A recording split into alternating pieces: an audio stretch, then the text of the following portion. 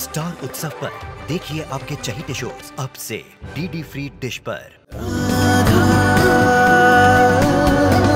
कृष्णा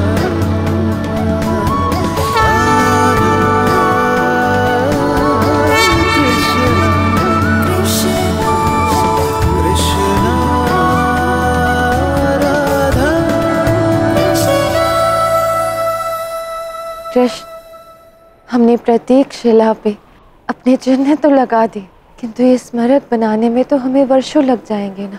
ऐसा कुछ नहीं होगा।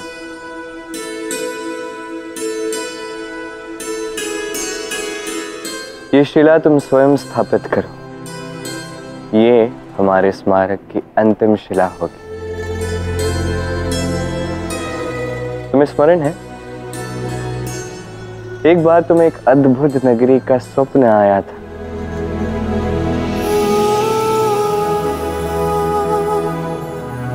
हाँ, और फिर द्वारका का निर्माण हुआ था। तो तुम्हें जब केवल एक स्वप्न आता है और क्षणों में द्वारका का निर्माण हो सकता है, तो तुम तो यहाँ साक्षात खड़ी। इस स्मारक को बनने में कितना समय लगेगा? अंतिम शिला समझकर इसे स्थापित तो कर दो।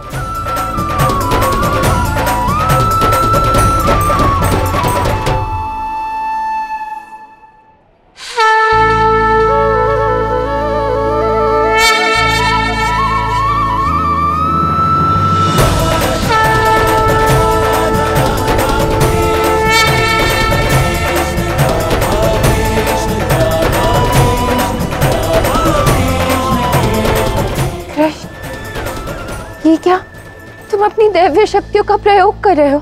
नहीं, कदापि नहीं। दादा, जैसे एक लोहा चुंबक की ओर आकर्षित होता है, वैसे ही जिस तत्व से हम बने हैं, हम उसी में जाके समाहित हो जाते हैं। ये प्रकृति की शक्ति है। जैसे श्री राम का नाम शिला पर लिखने से सेतु का निर्माण हो गया था, वैसे ही जब किसी शिला पर राधा कृष्ण के प्रेम के चिन्ह होंगे, तो ये प्रेम का स्मारक भी बन जाएगा।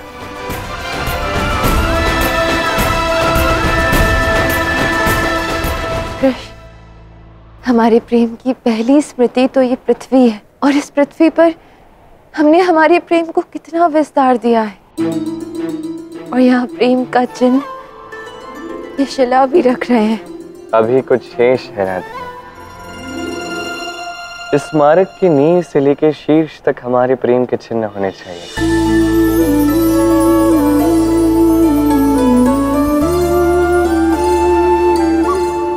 तो ये ध्वज जो हमारे प्रेम स्मारक पर लहराएगा, क्यों ना इसे भी हम अपने प्रेम से चिन्हित करते रहते।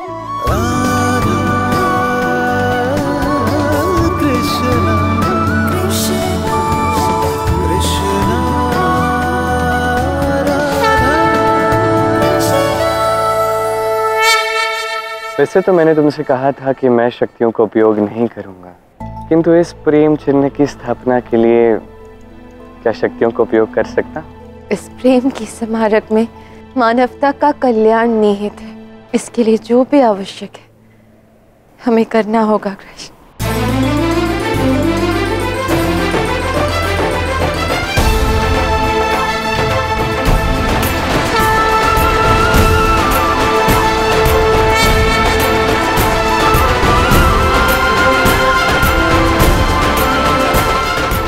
हमारा आशय सदैव यही रहा है कि प्रेम की विजय हो।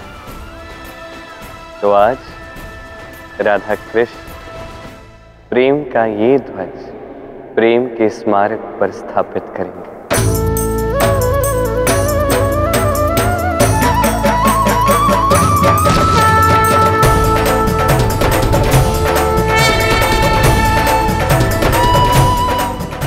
कृष्ण प्रेम की ये ध्वज अनंत काल तक प्रेम की विजय का संकेत देगी।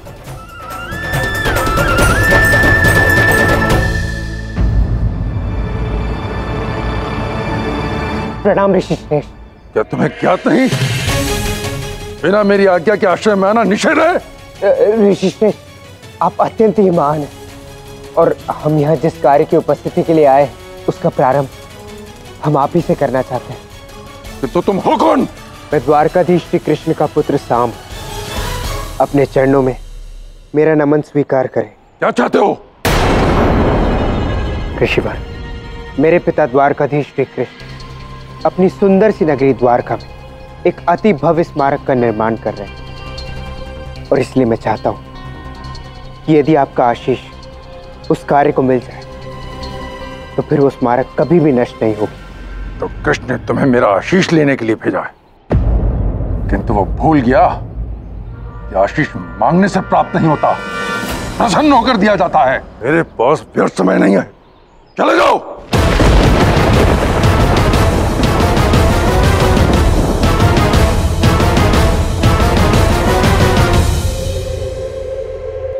ऋषि श्रेष्ठ, एक बार मेरी बात सुनिए। अब आप मुझे आशीष दे या ना दे, किंतु मैं आपकी सेवा करना चाहता हूं। मैं एक योद्धा हूं, और इसलिए मैं चाहता हूं कि मैं आपके निरंतर चलने वाले तप की रक्षा असुरों से कर सकूं। अब इतनी दूर से आया हूं, तो मुझे एक अवसर तो दीजिए आपकी सेवा करने का। वास्तव में इतने कुशल हो कि मेरे तप की रक्षा मायावी राक्षसों से कर सको?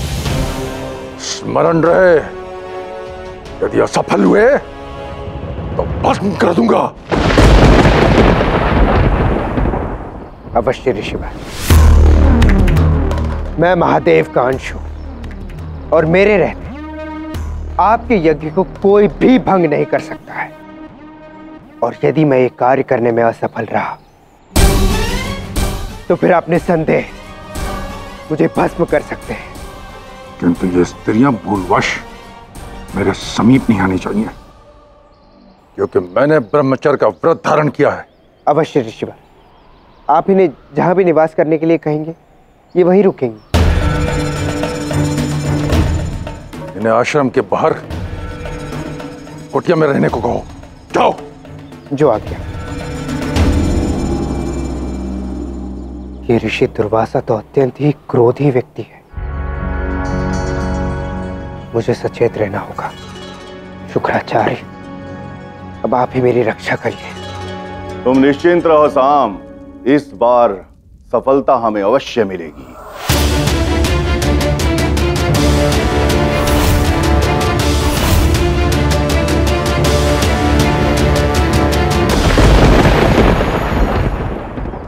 प्रकट हो मेरे असुरों, प्रकट हो, जाकर साम की सहायता करो। कृष्ण के अंत और हमारे प्रतिशोध के लिए।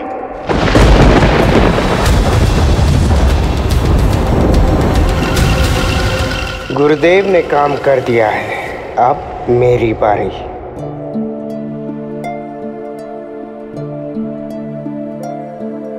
क्या हुआ राधे? तुम्हारे नेत्रों में अश्रु क्यों? हाँ, वो भी बताऊंगी कृष्ण, किंतु इस क्षण मुझे मेरे नेत्रों के अश्रु बहाने दो।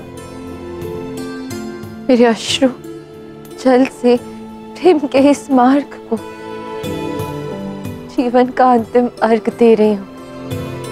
कृष्ण, मेरे अश्रु इस प्रेम में एक क्षण में बह जाने से अच्छा और कुछ भी नहीं है।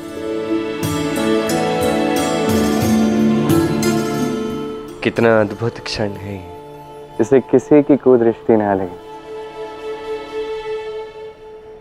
दुर्वासा ऋषि, तुम्हें अपना यह यज्ञ रोकना होगा। इस वन में अब हम निवास करना चाहते हैं। अगर यह अनुष्ठान चलता रहा तो हम यहाँ रुक नहीं पाएंगे। नहीं, ये तुम्हारे निवास करने का स्थान नहीं है। यदि तुम्हें निवास करना है तो फिर पाताल लोक लौट जाओ, अन्यथा तुम में से एक भी आज जीवित नहीं बचेगा।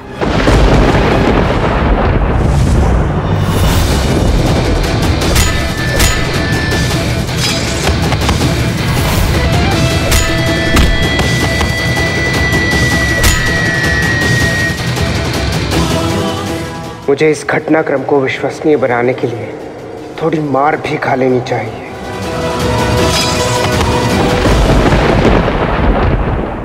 तुम्हारा रक्षक तो हमें रोक नहीं पाया, अब तुम्हारी बारी है ऋषि दुर्वासा।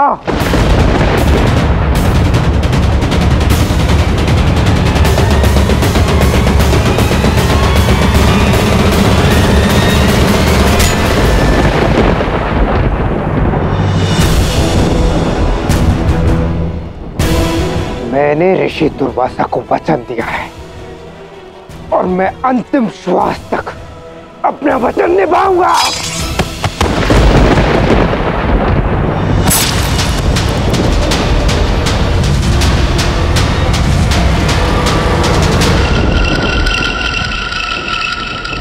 अति सुंदर। मेरे असुरों को प्राण देने पड़े, किंतु कृष्ण के अंत के लिए मेरे असुरों के प्राण देना एक गर्व की बात है। आशा है कि आपका यज्ञ बिना किसी बाधा के पूर्ण हुआ है। हाँ साम, मेरा तप तुम्हारे कारण पूर्ण हुआ है। धन्यवाद ऋषि श्रेष्ठ। अब मुझे आज्ञा दें। रुक जाओ। मैं तुम्हारी सेवा से प्रसन्न होकर तुम्हें आशीष देना चाहता हूं। नहीं नहीं ऋषि श्रेष्ठ, मुझे कोई भी आशीष नहीं चाहिए। यदि आपको अपना आशीष देना है तो मेरे पिता को दीजिए। साम, तुम अपने पिता के समान पराक्रमी ही नहीं, अभी तो ज्ञानी भी हो। कल प्रातः सूर्योदय के क्षण में मैं तुम्हें आशीष दूंगा, जिससे कृष्ण के द्वारा बनाया गया वो स्मारक कभी कोई नष्ट नहीं कर सकेगा। आपका बहुत बहुत धन्यवाद ऋषि श्रेष्ठ। आपका ये आशीष मेरे लिए अत्यंत ही विशेष है। अब जाकर विश्राम करो।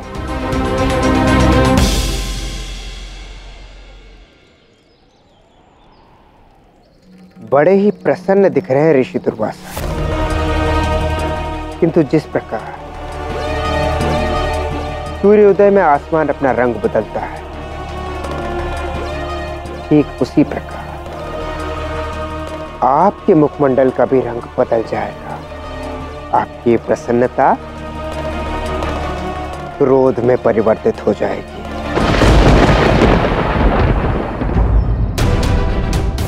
सूर्यास्त होने वाला है।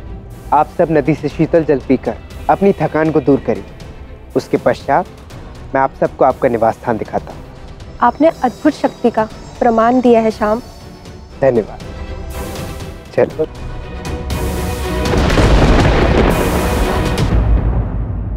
अब तो बता दो, क्या हुआ? इतने आनंद के क्षण में तुम्हारे नेत्रों में अश्रु क्यों है राधे?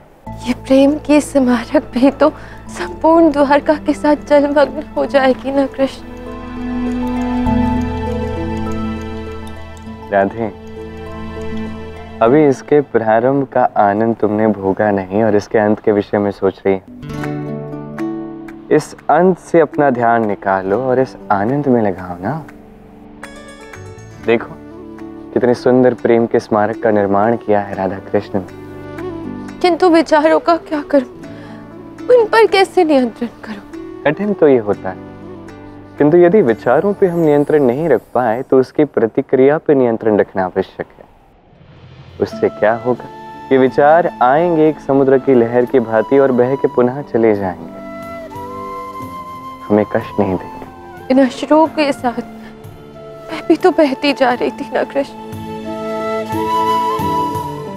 और इसलिए मैंने तुम्हारा हाथ थामा है राधा।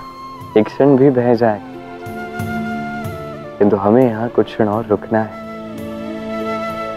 अब अपने अश्रु रोक दो, क्योंकि हमारा ये प्रेम का स्मारक ये सबसे अंत में जलमग्न होगा।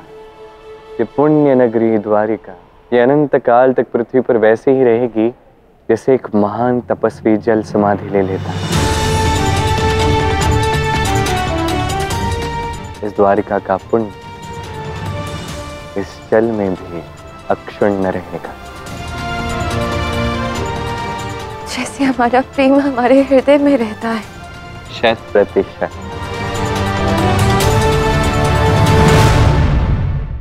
आगे आपकी योजना क्या है? क्योंकि ऋषि दुर्वासा मेरे कार्य से अत्यंत ही प्रसन्न है। मैंने अपना एक असुर शिष्य वहां भेज दिया है।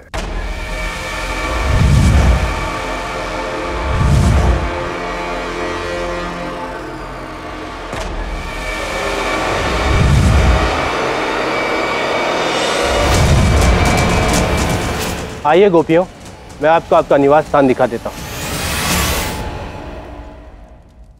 गुरुदेव, मुझे एक बात समझ में नहीं आ रही, आपने गोपियों को मेरे साथ क्यों भेजा?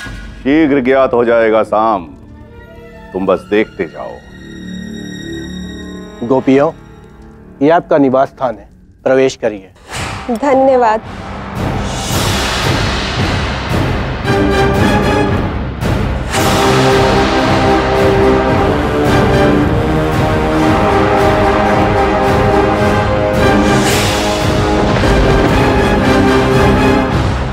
तुम सब मेरी कुटिया में क्यों आए हो? सूर्यास्त के पश्चात मेरी कुटिया में किसी भी स्त्री का प्रवेश निषेध है। तुम सबका इतना दुस्साहस। अच्छा, तो ये थी आपकी योजना, इसलिए आपने मुझसे कहा था कि गोपियों को भी अपने साथ लेकर जाओ। वाह, अब तो हमारी योजना पूर्ण हो गई समझो। अब शेष कार्य पूर्ण करो शाम। क्रोध में जलते हुए दुर्वासा ऋषि को अपने साथ द्वारिका ले जाओ। अवश्य। हमें इस विषय का ज्ञात नहीं था, हम सबको क्षमा कर दीजिए ऋषिवर। क्या तुम नहीं जानती? एक त्रुटि होने पर मैंने अपनी पत्नी को भस्म कर दिया था। मैं तुम सबको तुम्हारे इस अपराध के लिए दंड अवश्य दूंगा। नहीं ऋषिवर, ऐसा मत कीजिए। इसमें इन गोपियों की कोई भी गलती नहीं है। मुझे पूर्ण विश्वास है कि किसी और ने त्रुटिवश इन्हें आपकी कुटिया में भेज दिया। मैं नहीं जानता इन्हें यहाँ किसने भेजा, परंतु इन्होंने मेरी आज्ञा का उल्लंघन किया है। अब मैं सबको श्राप दूंगा। नहीं ऋषिवर, ऐसा मत कीजिए। ये गोपियां तो भोली भाली है, ये तो बस श्री कृष्ण की भक्ति में नाचती और गाती रहती। अज्ञानता में इनसे जो हुआ है उसके लिए इन्हें श्राप देना उचित नहीं है। ये कृष्ण का अपराध है। आज वो मेरे समक्ष होता तो अपनी क्रोधाग्नि से उसे क्षण भर में भस्म कर देता। नहीं ऋषिवर, मेरे पिता को क्षमा कर दीजिए। नहीं शाम, मैं किसी को क्षमा नहीं करता। मेरे क्रोध से इंद्र और सरस्वती आदि भी बच नहीं पाए, और कृष्ण ने इन गोपियों को भेजकर मेरा ब्रह्मचर्य व्रत भ्रष्ट करने का दुस्साहस किया है। उसका यह अपराध क्षमा योग्य नहीं है। जाओ जाकर कह दो उसे अपने कृत्य के लिए दंड भोगना ही होगा। मैं तो तुम्हारे साथ कृष्ण के लिए अपना आशीष भेजना चाहता था, परंतु अब मैं उसे श्राप देने स्वयं द्वारका आऊंगा। जाओ जाकर सूचित कर दो कृष्ण को, उसका काल द्वारका आ रहा है।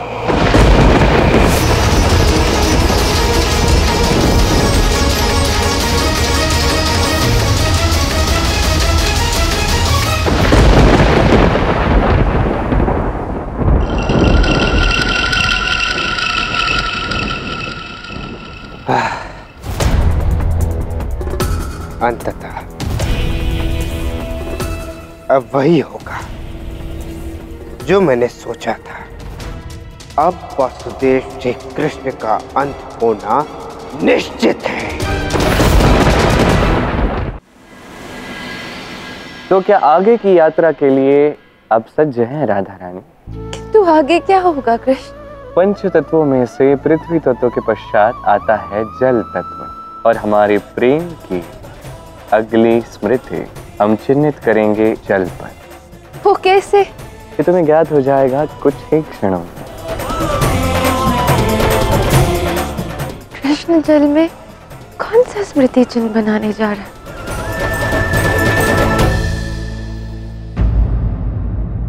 जितना भी प्रयास करना है कर लो, किंतु राधा कृष्ण के प्रेम का अंत होना निश्चित है। ऋषि दुर्वासा के क्रोध की अग्नि से सब कुछ जलकर भस्म हो जाएगा। वो यहाँ द्वारका में पधार रहे हैं, आपकी मृत्यु बनकर पिताश्री। किंतु मुझे क्षमा करना, ये शुभ सूचना मैं आपको दे नहीं सकता, अन्यथा किसी न किसी प्रकार से आप मेरी योजना को पुनः विफल कर देंगे। आपको कोई भी अवसर नहीं मिलेगा वासुदेव श्री कृष्ण।